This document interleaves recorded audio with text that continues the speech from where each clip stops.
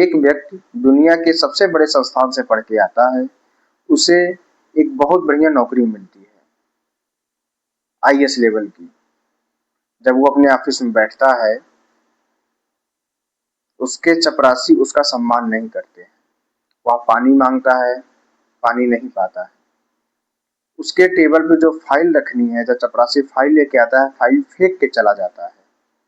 कोई उससे बात नहीं करता है। उसे रहने के लिए होटलों में कमरे नहीं मिलते हैं। जब वो एक जैन गेस्ट हाउस में कमरा बुक कराता है, वहां पे बिना अपनी जाति बताए, तो वहां कुछ दिन रहने के बाद जब लोकल लोगों को पता चलता है कि यह फलाने जाति से है, तो सैकड़ों की संख्या में लोग उसको घेर लेते हैं और उसको धमकी देते हैं, शाम तक गेस्ट हाउस खाली कर दो, इसका शुद्धिकरण करना है। वह व्यक्ति कोई आम व्यक्ति नहीं था। वह अपने क्षेत्र में सबसे ज्यादा शिक्षित और सबसे ज्यादा एक्सपोजर वाला था। वह दुनिया घूम के आया था, दुनिया के सबसे अच्छे संस्थानों में पढ़ के आया था, वहां का मेरिटोरियस स्टूडेंट था। पर उसके साथ यह सब उसके अपने ही क्षेत्र में हो रहा था, जहां का वह जन्मा था। जी हाँ, हम बात कर रहे हैं डॉक्टर भीमराव अंबेडकर की। नमस्कार, मेरा नाम है आदर्श और आज हम अंबेडकर जयंती पर बाबा साहेब भीमराव अंबेडकर के बारे में कुछ चर्चा करेंगे। कहानी की शुरुआत होती है 14 अप्रैल 1891 में, जब मध्य प्रदेश के मऊ जिले में एक बच्चे का जन्म होता है। उसका नाम रखा जाता है भीमराव। उनके पिताजी सेना में सूबेदार थे। परिवार शिक्षित था, परंतु उनकी जाति उनके लिए सबसे बड़ा श्राप था। हर चीज में भेदभाव, रहने के लिए अलग बस्ती, समाज में हमेशा भेदभाव।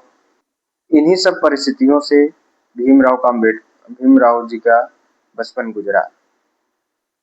उन्हें शिक्षा में रुचि थी शुरू से ही। वो अच्छी पढ़ाई करते थे। पिताजी के सेवानिवृत्ति के बाद उन्हें महाराष्ट्र शिफ्ट होना पड़ा। वहाँ पे उन्होंने शिक्षा ली। उसके बाद की पढ़ाई के लिए उन्हें मुंबई जाना पड़ा।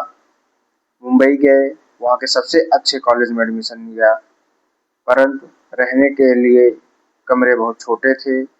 कई भाई बहन होने के कारण दिन में समय नहीं मिल पाता था पढ़ने के लिए, तो वो कॉलेज से आने के बाद सो जाते थे और रात में 2 बजे उठ के, जब पूरा माहौल शांत होता था, तब पढ़ाई करते थे। कठिन परिश्रम किया, ग्रेजुएशन किया। आगे की पढ़ाई के लिए उन्हें गायकवाड़ के राजा साहब का एक फेलोशिप मिला। उस फेलोशिप से वो कोलंबिया यूनिवर्सिटी गए। कोलंबिया यूनिवर्सिटी में अपने अर्थशास्त्र और राजनीति की पढ़ाई पूरी की। कोलंबिया यूनिवर्सिटी से फिर वहीं से वो लंदन स्कूल ऑफ इकोनॉमिक्स गए, आगे की पढ़ाई की और वहाँ पे लॉ की भी पढ़ाई की। जो फेलोशिप उन्हें मिली थी, उसका शर्त था कि आप पढ़ाई पूरी करने के बाद अपनी सेवा उस राजघराने को देंगे। उसी शर्त के अनुसार जब वो पढ़ाई पूरी करके लौटे, तो उन्होंने नौकरी शुरू की। उसी नौकरी में उनके साथ ये भेदभाव हुआ कि उनके चपरासी उनसे ढंग से बात नहीं करते थे। सम्मान तो दूर की बात है, उन्हें हमेशा इंसल्ट करते थे, सिर्फ इसलिए कि वो नीची जाति के थे। स्वघोषित ऊंची जाति वालों ने एक ऐसा माहौल बना दिया था कि अंबेडकर जी के लिए नौकरी करना दूभर हो गया। तो उन्होंने नौकरी छोड़ के बिजनेस करने के शुरू की। उन्होंने एक फर्म बनाया, तो लोगों को इन्वेस्टमेंट में सलाह देंगे। लेकिन जैसे ही उनकी जाति मार्केट में फैली कि वो नीचे जात के हैं, उनका वह भी धंधा बंद हो गया। तो उन्हें समझ में आया कि अगर खुद की स्थिति, अपने समाज की स्थिति, अपने लोगों में सुधार लाना है, तो उनको संगठित करना होगा, उनकी बातें मंचों तक पहुंचाना होगा। इसी में उन्होंने कॉन्फ्रेंसेस करना शुरू किया। कई कॉन्फ्रेंस का ऑर्गेनाइज किया और कई कॉन्फ्रेंस में जाके अपनी बात रखी। पढ़े लिखे वर्गों में अपनी बात ढंग से वो रख सकते थे, तार्किक ढंग से, क्योंकि वो खुद बहुत ज़्यादा पढ़े लिखे थे। तो उन्होंने शिक्षा के माध्यम से समाज में परिवर्तन लाने की ठानी और अपनी बात ज़्यादा लोगों तक पहुंचाने के लिए उन्होंने मैगजीन भी चलाए, अखबारों में लेख लिखे, किताबें लिखी। इन सब का असर ये हुआ कि वो अपनी समाज में और उस समय पढ़े लिखे वर्गों में फेमस हुए और एक नेता के रूप में उभरे। 1927 में एक बहुत बड़ी क्रांति हुई, जो लगभग उस समाज के लिए एक ऐसी क्रांति थी, उस समाज में एक जोश, एक आत्मसम्मान का कार्य किया। जी हाँ, महार सत्याग्रह। जहाँ वो रहते थे वहाँ एक तालाब था, जहाँ पे नीची जात के लोगों को पानी पीने की अनुमति नहीं थी। उन्होंने हजारों लोगों को इकट्ठा किया और सबको ले जाके उसी तालाब में पानी पिया और इस परंपरा को तोड़ने का प्रयास किया कि जहाँ पे जाति के नाम पे भेदभाव हो रहा हो। परंतु ऊंची जात के लोगों को यह बात हजम नहीं हुई। वो लोग इकट्ठा हुए और उस तालाब के शुद्धिकरण के लिए उसमें गोमूत्र, गोबर, दूध, दही डाल के शुद्धिकरण का कार्य किया। तब अंबेडकर जी को समझ में आया कि यह जो जाति व्यवस्था है या जाति के नाम पे जो भेदभाव है, इसके पीछे का जो कारण है उसे खत्म करना होगा। इसी प्रक्रिया में उन्होंने हजारों लोग की भीड़ इकट्ठा की और मनुस्मृति की एक प्रतिलिपि वहां पे जलाई और उन्होंने कहा कि यही पुस्तक है जो इस जातीय भेदभाव का कारण है। उन्होंने आजादी की लड़ाई में भी अपनी अहम भूमिका निभाई। कांग्रेस के मीटिंगों में जाते थे और तीनों गोलमेज सम्मेलन में जाने वाले वो एकमात्र नेता थे, जहां पे वो अपने पैसे से तीनों गोलमेज सम्मेलन में सम्मिलित हुए और ब्रिटिश से भी एससी एसटी समुदाय के लिए काफी ज्यादा उनकी बहस, चर्चा और रोजगार दिलाने के लिए पूरा प्रयास किया। महात्मा गांधी से भी उनकी काफी चर्चा हुई और उनके काफी विचारों में भिन्नता थी, फिर भी दोनों ने मिलकर साथ काम किया।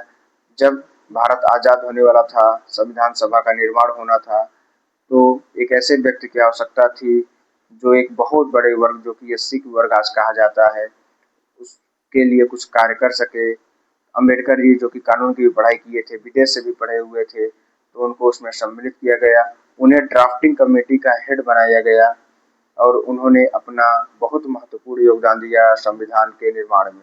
उनके साथ जो जीवन भर इतना भेदभाव हुआ था और वो जो समाज में देख रहे थे, आजाद भारत में ऐसा न हो, इसको उन्होंने सुनिश्चित किया और संविधान के माध्यम से एक बराबरी का, समानता का व्यवस्था संविधान में किया, जिसका परिणाम आज है कि आज जाति के आधार पर भेदभाव करना एक कानूनी जुर्म माना जाता है। अंबेडकर जी 1956 में नागपुर में एक सम्मेलन करते हैं और वहाँ पे वो अपने लाखों समर्थकों के साथ बौद्ध धर्म अपनाते हैं। उनका कहना था कि मैं पैदा जरूर हिंदू के रूप में हुआ था, लेकिन मरूंगा नहीं, और यह एक जन आंदोलन बन गया। उन्होंने ही कहा था कि शिक्षा वह शेरनी का दूध है, इसे जो भी पिएगा वो दहाड़ेगा। 6 दिसंबर 1956 को अंबेडकर जी ने इस दुनिया को छोड़ दिया, लेकिन उनके विचार आज भी लोगों के हृदय में जीवित हैं। उनका जीवन अपने आप में ही एक आंदोलन था। उन्होंने हमें सिर्फ अधिकार नहीं दिया, बल्कि खुद के लिए लड़ना सिखाया। डॉक्टर भीमराव अंबेडकर सिर्फ एक व्यक्ति नहीं थे, एक विचार थे जो अब भी हमें जिंदा है। आज अंबेडकर जयंती के शुभ अवसर पर हम उन्हें विनम्र श्रद्धांजलि अर्पित करते हैं।